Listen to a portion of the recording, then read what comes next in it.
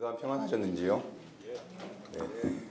저는 캘거리에 가서 집회를 인도하고 잘 돌아왔는데 목감기가 걸려버렸습니다. 그래서 평소에 들으시던 제 고운 목소리를 오늘은 좀 이렇게 아쉬우시게 될 것 같습니다. 저희가 성경 말씀을 같이 봉독을 했는데요. 막 죽이고 던지고 그다음에 무슨 공간을 변소로 만들고 굉장히 험악한 본문이죠. 저도 주님은 사랑이십니다 라는 신약 본문 가지고 설교 많이 했으면 좋겠는데 구약을 공부한 사람의 어쩔 수 없는 운명 같습니다. 오늘 말씀의 제목은 예후 이야기 묵상인데요. 잘못 읽으시면 예수 이야기 묵상 하실 수 있겠죠. 저도 이렇게 죽이고 변소 만들고 피가 튀는 그런 예후 이야기 말고 예수님 이야기 묵상 설교할 수 있는 기회가 나중에 또 있으면 좋겠습니다. 물론 제가 하면 되는데 그렇죠? 자기가 골라놓고 제목은 예후 이야기 묵상인데요.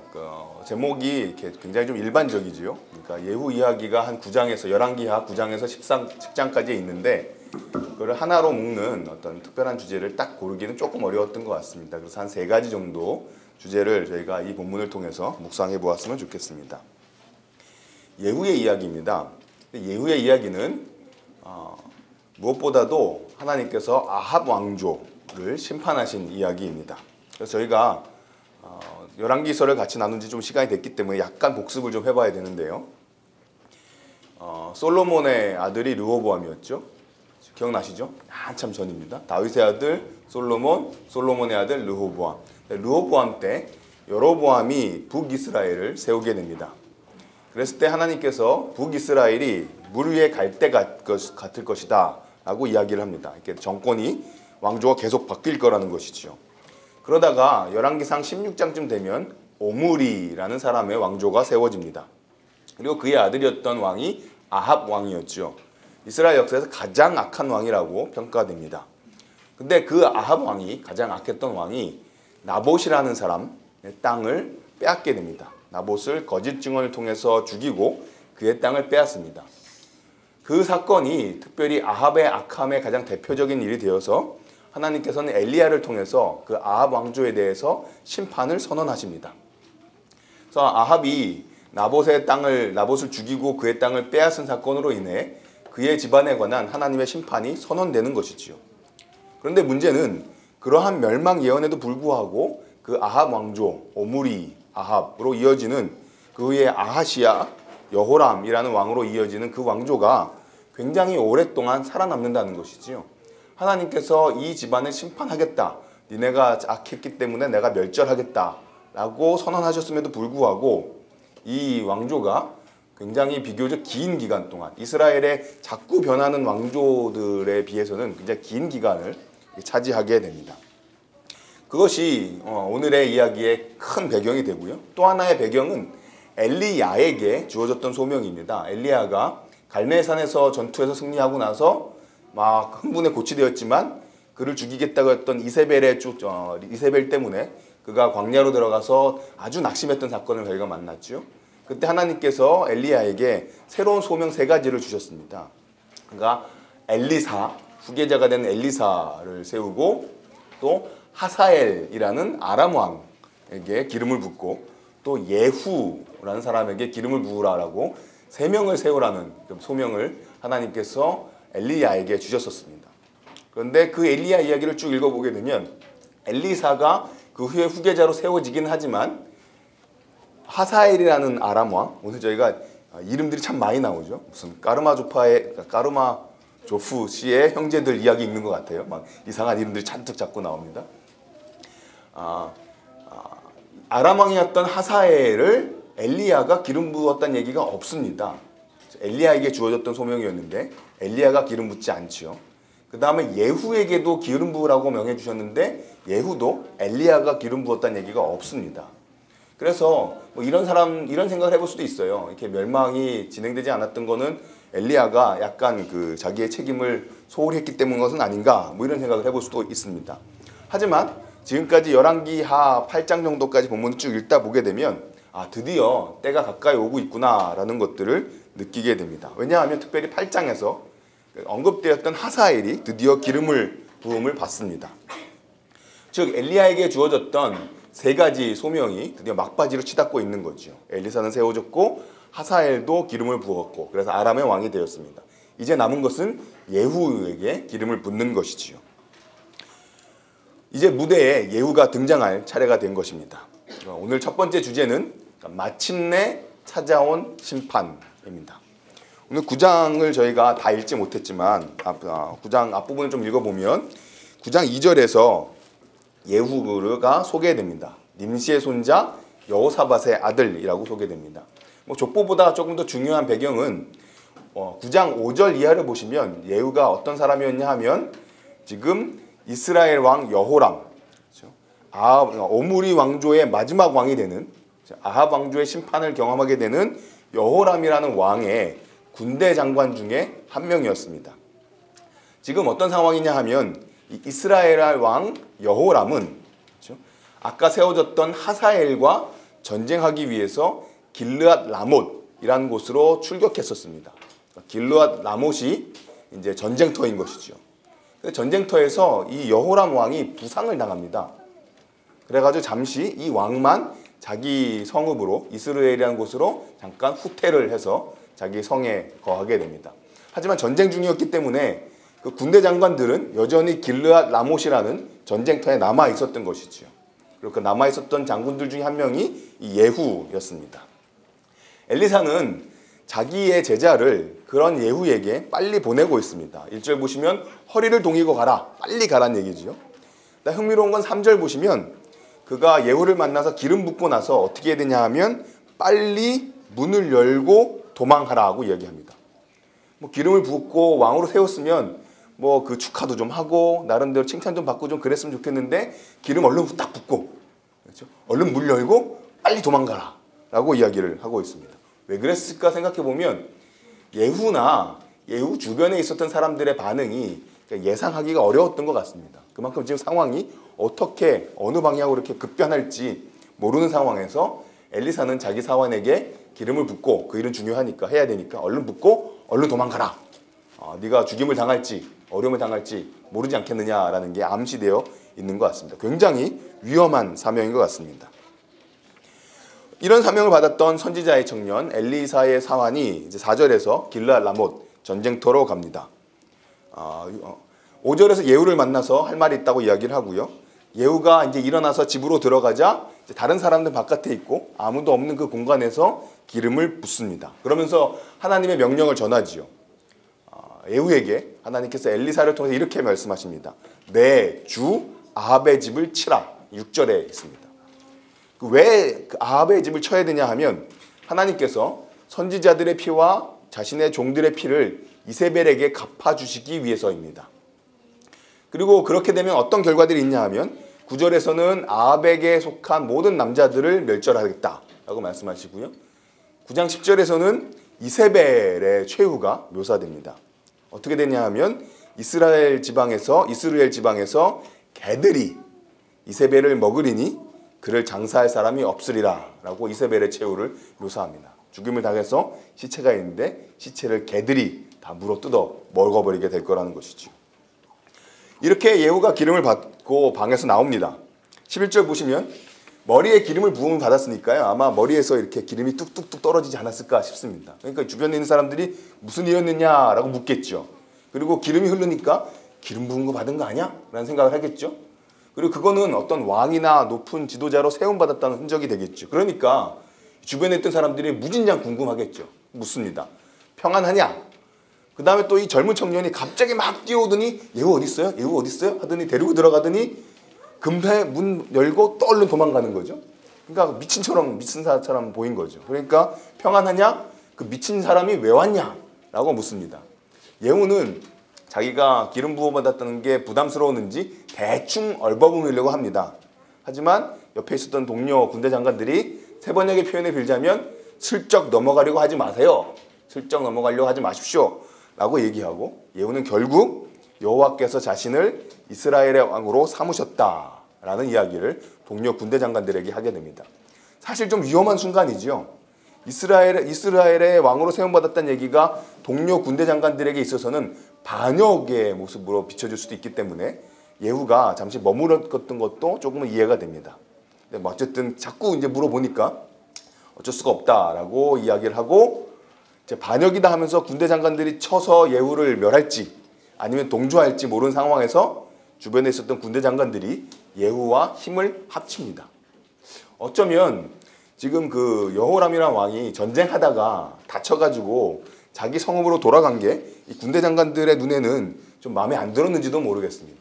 싸워서 열심히 싸워서 승리를 주는 왕이어야 되는데 자기 다쳤다고 자기 혼자 몰래 딱 자기 궁으로 돌아가 버려? 이럴 순 없자 이런 생각을 했는지도 모르겠습니다. 군사적인 성공하지 못했던 여호람이 못마땅했는지 군대 장관들은 이제 예후의 편이 되어서 하나의 반역을 시작하게 되는 것이죠. 이 소식이 자기 수도에 들려버리면 다시 저쪽에서 군사들을 보낼 수 있기 때문에 지금 전쟁터인 길르앗 라못에서 벌어진 일들을 저쪽 이스라엘에 들리지 않도록 정보를 쫙 차단을 합니다. 그렇죠? 이성계가 갔다가 위화도에서 회군을 딱 했을 때 회군했다는 소식이 이 서울에 들리면 안 되겠죠. 그래서 지금 길르앗 라못의 소식이 수도에 들리지 않도록 명령을 내립니다. 그리고 예후가 사람들을 이끌고 이제 여호람 왕이 기다리고 있는 보상받아서 돌아가 있는 곳으로 사람들을 몰고 가게 됩니다. 그것이 이제 9장 17절 이하의 상황이 되는데요. 예후가 선두를 서가지고 사람들을 몰고 막 전차를 몰고 오니까 그 수도에 있는 망대에서 멀리 봅니다. 먼지가 막 일어나는 것이죠.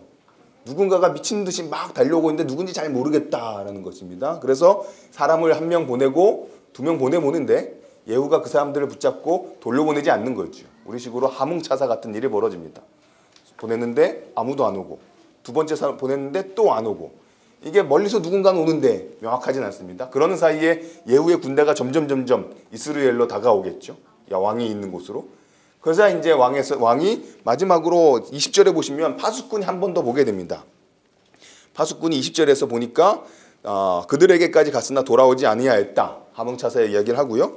이제 멀리서 보니까 이제 좀 누군지 알아볼 것 같다는 거죠. 이 병거를 모는 스타일이 예후 스타일이다. 그렇죠? 춤추는 스타일이 강남 스타일 아니고 병거를 모는 스타일이 예후 스타일이다. 이쯤 되면 예후 스타일하면 약간의 반응이 기대됐었는데 네, 그냥 갑니다. 예후가 모는 것 같이 미치게 모나이다 라고 이야기를 하죠. 그러자 이제 요람 혹은 여호람이라는 왕은 저쪽 전쟁터의 소식을 가지고 오는가 보다 라고 생각한 것 같습니다. 그래서 여기서 평안하냐라고 묻는데 이 얘기는 예후의 평안뿐만 아니라 전쟁터의 소식이 평안하냐 평화의 소식이냐라고 물어보는 것 같습니다. 그러자 전혀 예기치 못했던 반응을 예후에게서 듣는 거죠. 예후가 22절에서 이렇게 대답합니다.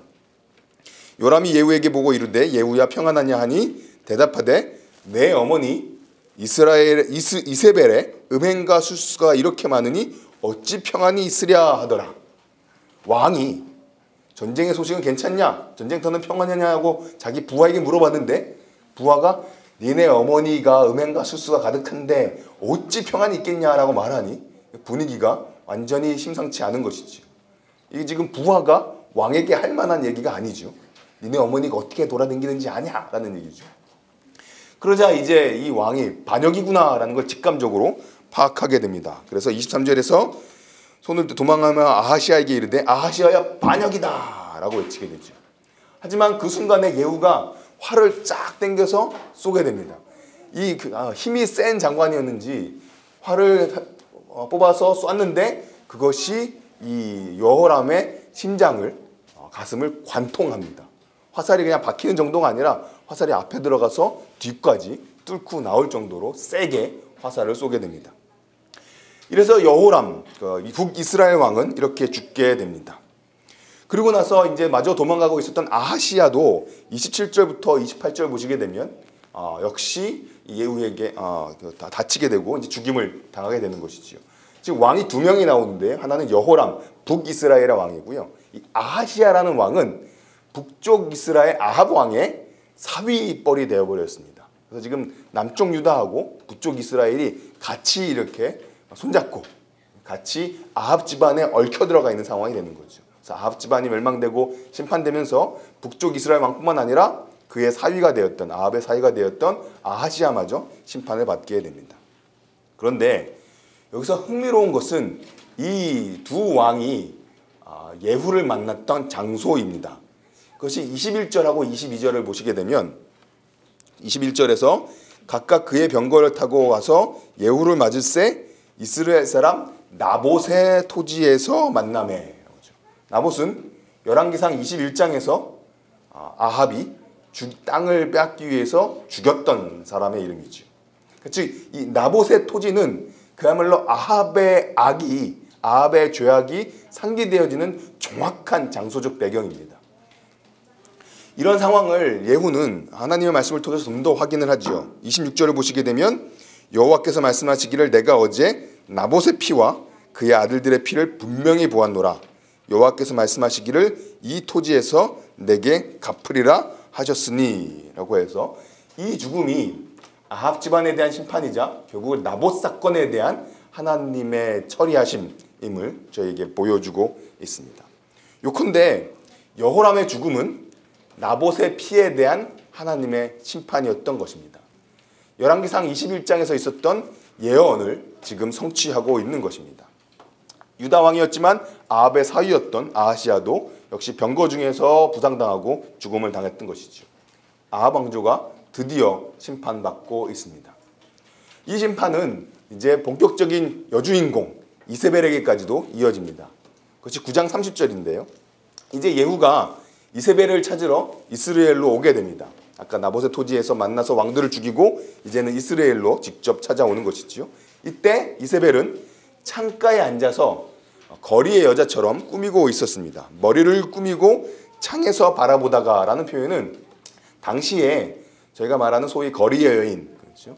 들의 모습을 연상시키는 모습이죠. 화장을 하고 창밖으로 다른 남자들을 유혹하는 모습이 연상되는 것이지요. 이세벨은 전혀 자기 삶에 대한 뉘우침이 없이 이 예후를 조롱합니다. 시므리라고 조롱하는데요. 시므리는 열왕기상 16장에서 왕에게 반역했다가 7일 만에 그 통치를 끝나버리는, 왕에게 반역했다가 7일 만에 스스로 왕궁에 불 질러버리고 스스로 자살을 해버리는 그런 사람의 이름입니다. 즉 예후가 네가 지금 반역하는 것 같지만 넌 7일밖에 다스리지 못하다가 결국은 비참한 최후로 맞게 될 것이다 라는 식으로 조롱하는 것이지요. 예후를 예후라고 부르지 않고 너 시므리야 라고 조롱하고 있습니다. 근데 그 조롱은 그냥 말로만 끝나고 맙니다. 왜냐하면 옆에서 예후가 내 편이 누구 있느냐라고 물어보는 거죠. 그때 이세벨에 살고 있었던 아마 높은 장소였던 것 같아요. 옆에 넷이 두어 명이 있었습니다. 이 여왕을 시중두는 넷이들이었던 것 같습니다. 근데 예후가 내 편이 있는가? 누구냐? 누군가? 누가 없나? 누구 없나라고 물었을 때 넷이들이 분위기를 파악했는지 금세 예후의 편을 들고 어떻게 하냐 하면 이세벨을 들어다가 창문 밖으로 던집니다. 그것이 36절의 표현이죠. 여기 36절 표현을 보면요. 굉장히 자극적입니다. 어떻게 보면 폭력적이기도 합니다. 35절 보시면 33절 죄송합니다. 33절입니다. 누구냐 하니 두어 넷이가 예후를 내다보는지라 33절 이르되 그를 내려 던지라 던져버려라 하매 내려 던짐에 창밖으로 던져버립니다. 그의 피가 담과 말에게 튀더라. 높은 데서 이세벨을 던져버리니까 죽으면서 몸이 부서지면서 피들이 성담에 옆에 있는 말에 팍 튀게 되는 것이죠. 사실은 굉장히 잔인한 장면이죠. 제가 가끔 농담반 진담반으로 성경 말씀이 이렇게 영화 등급 매기듯이 하게 되면 19세 이상 관람과 청소년 관람 불가 같다고 말씀을 드리는데 굉장히 잔인해서 한번 생각을 해보세요. 누군가가 저기서 던짐을 당하고 거기서 몸이 부서지면서 피가 말하고 담에 팍 튀고 있습니다. 뿐만 아니라 그렇죠? 예후의 병거의 말들이 그 죽은 이세벨의 시체를 밟고 지나가더랍니다. 그것이 33절이죠. 담과 말에게 튀더라. 예후가 그의 시체를 밟으니라 라는 것입니다. 이 땅은 아마도 역시 나봇, 왕궁 옆에 있는 나봇의 땅이었을 것 같습니다. 지금 벌어지고 있는 장면을 영화처럼 생각을 하게 되면 나름대로 교차 편집을 할 수 있는데요.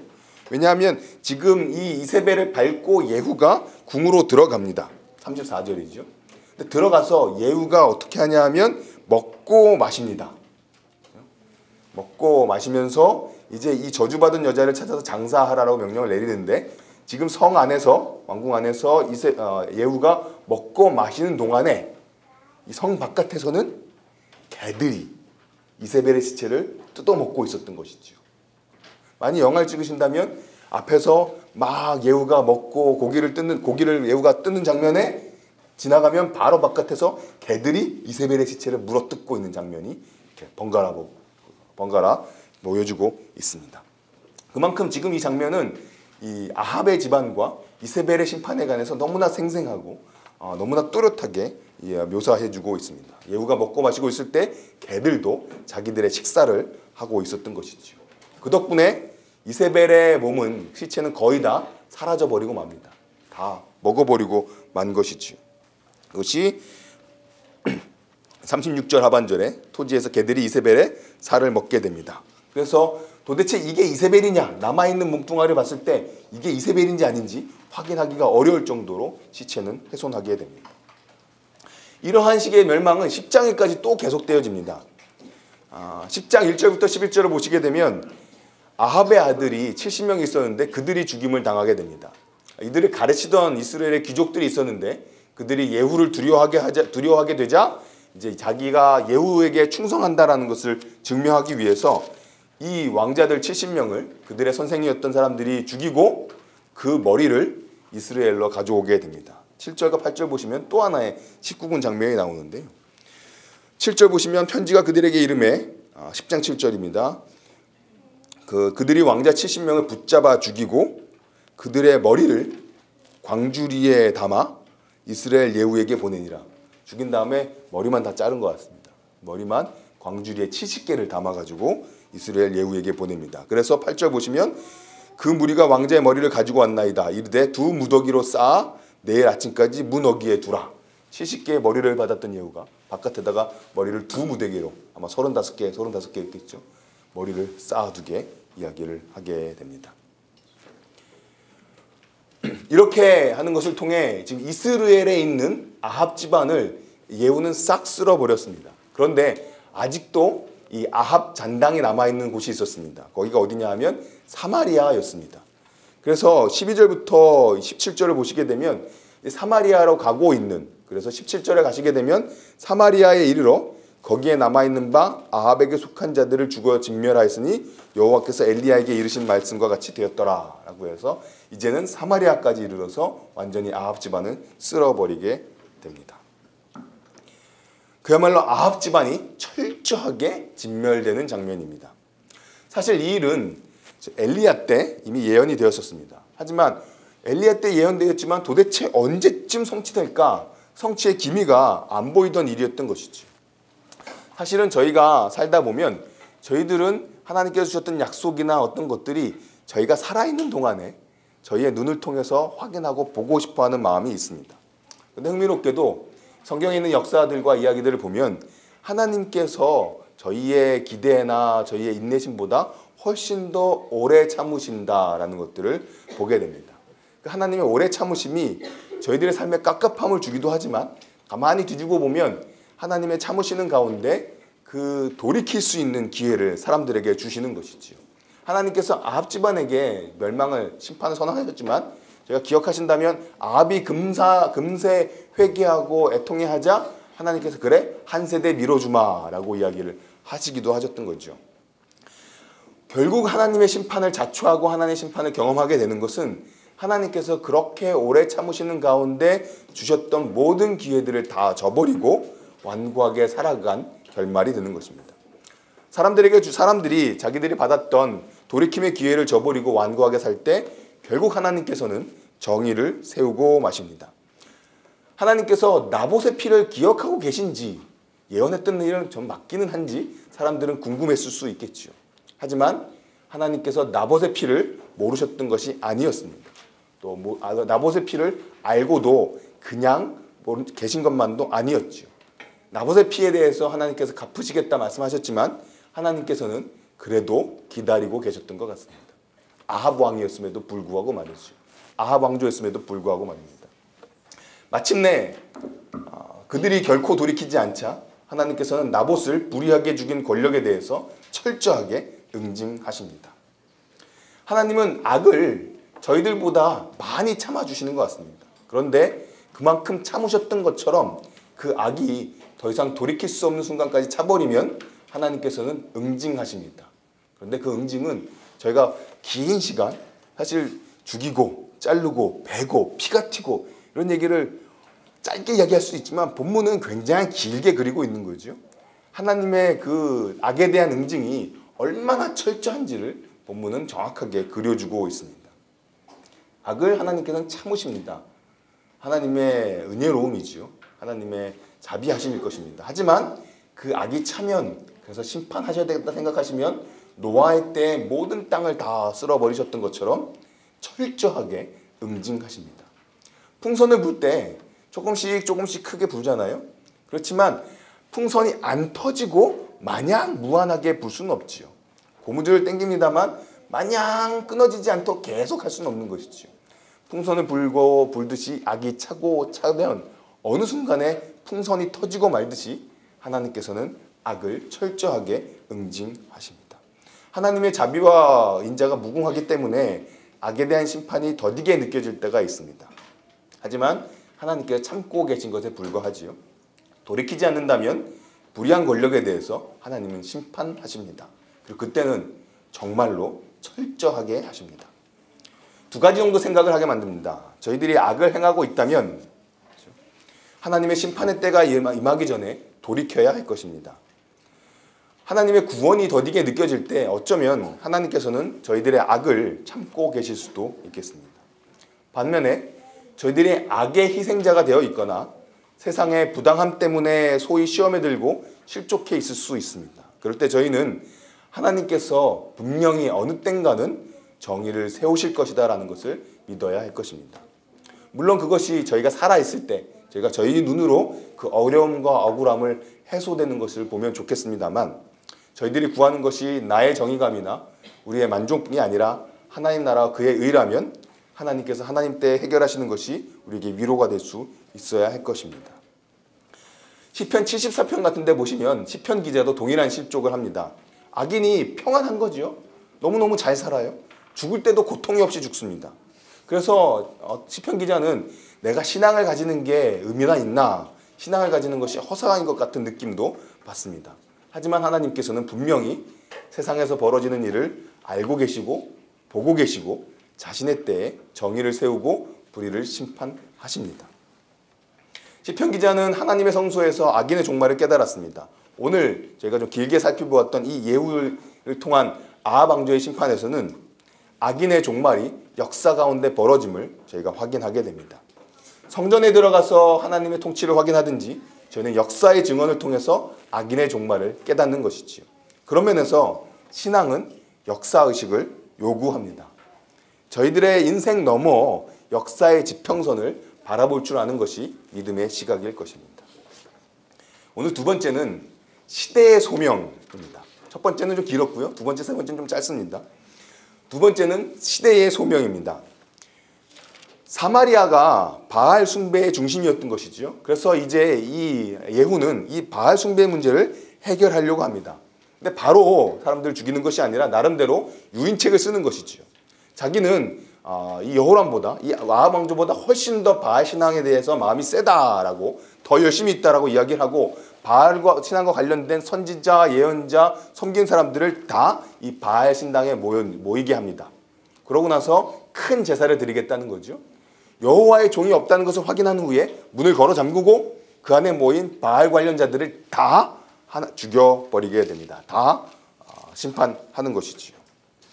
그것을 통해서 바알의 종들은 마치 바알의 신전의 제사물처럼 스스로 죽이는 상황에 놓이게 됩니다. 바알의 목상도 파괴되고 바알 신전도 파괴됩니다. 이제 더 이상 이스라엘에서 바알 숭배는 공식적으로 종말을 고하게 됩니다. 예후는 정치적으로 아합 왕조를 멸절시켰고 종교적으로 신앙적으로 바알 숭배를 끝냈습니다. 엘리야가 예언하였고 엘리야에서 시작되었던 바알과의 대결이 바알 숭배의 문제를 이스라엘에서 마무리하는 것이죠. 엘리야 이야기 생각해 보시면 갈멜산에서 바알 선지자들하고 대결했죠. 그것이 이제 역사가 많이 흐른 후에 지금 마무리되고 있는 것입니다. 그런데 이런 예후에 대한 평가가 오늘 같이 읽었던 본문인데요. 굉장히 흥미롭습니다. 10장 28절을 제가 다시 읽어보겠습니다.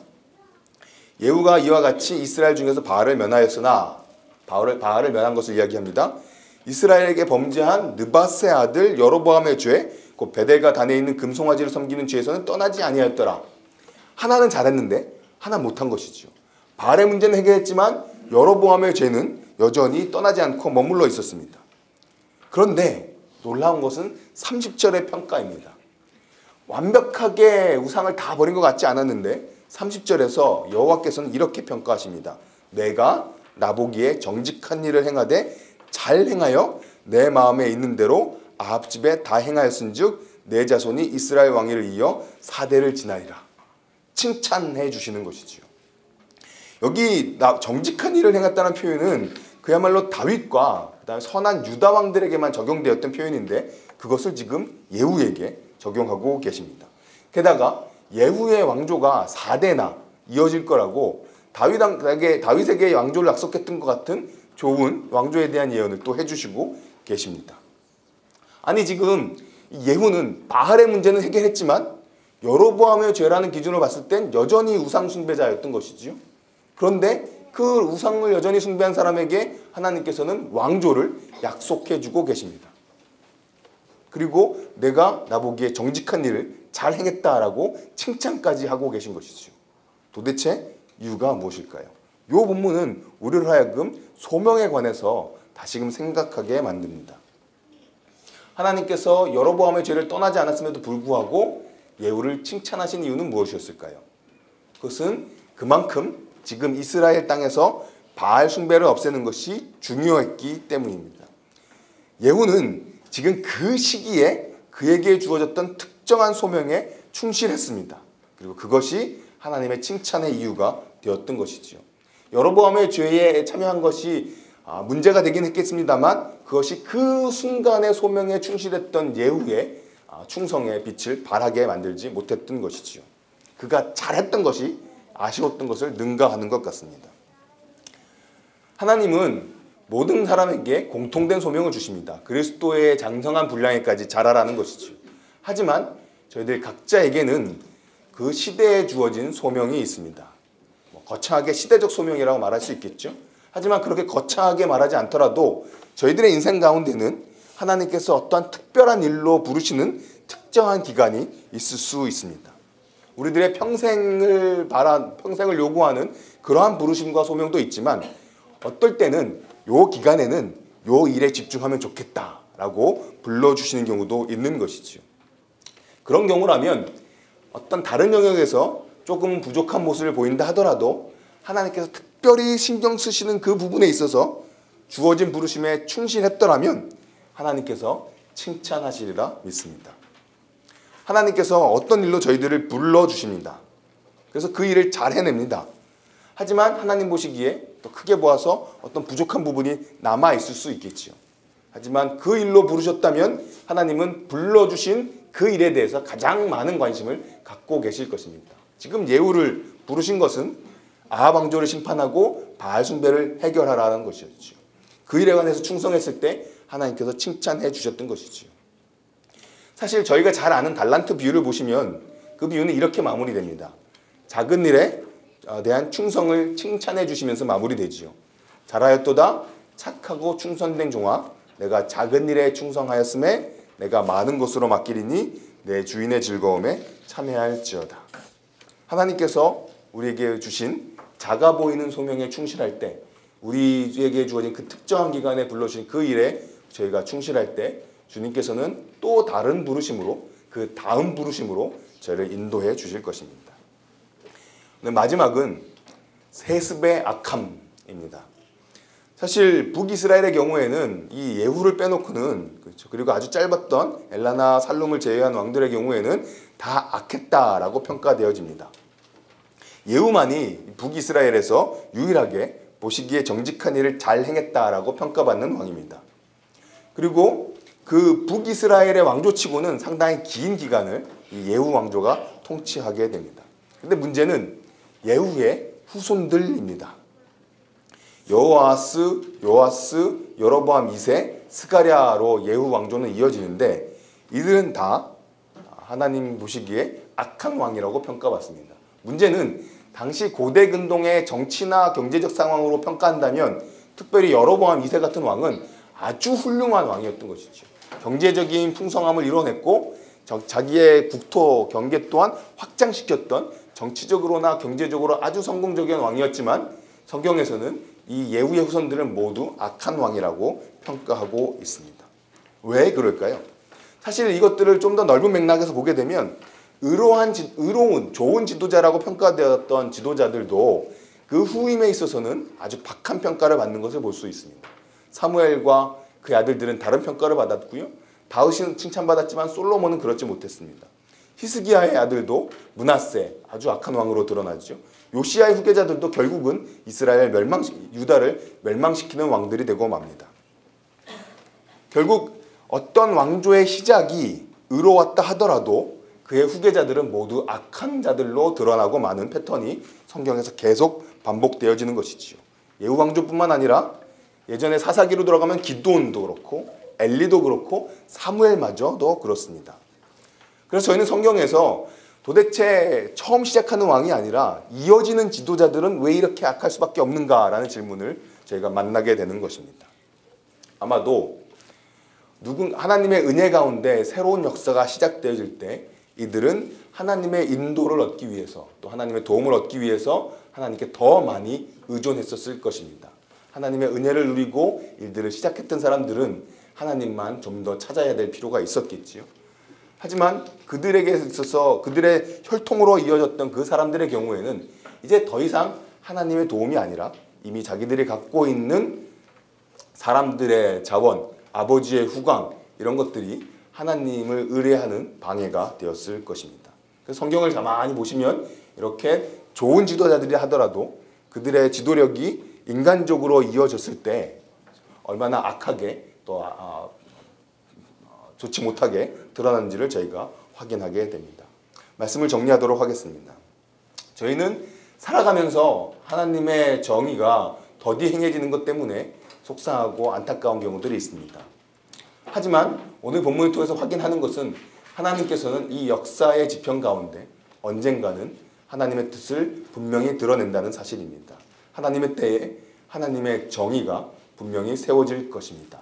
그 기간까지는 하나님께로 돌아가게 되는 우리에게 주어진 기간들이고 악한 자들에게 내어진 은혜의 시간이겠죠. 하지만 크게 불었던 풍선이 터지고야 말듯이 쌓이고 쌓였던 그 악은 하나님의 철저한 응징을 맛보게 될 것입니다. 그리고 그것을 그 궁극적인 그 순간은 저희가 고백하는 부활 이후에 있게 되는 주님의 심판일 것입니다. 하나님께서 저에게 주신 소명을 분별하고 충성하며 사는 주빌리 식구들이 되었으면 좋겠습니다.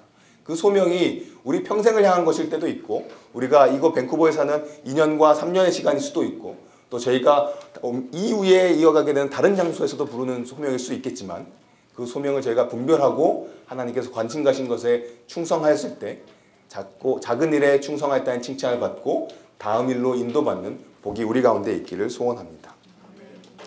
저희 가운데 주어진 인간적이고 이미 주어진 자원들에 의존하는 것이 아니라 우리를 부르시고 우리를 세우시고 인도하시는 하나님께만 의존하며 살아가는 저희 주빌리 식구들이 되었으면 좋겠습니다. 제가 기도하겠습니다.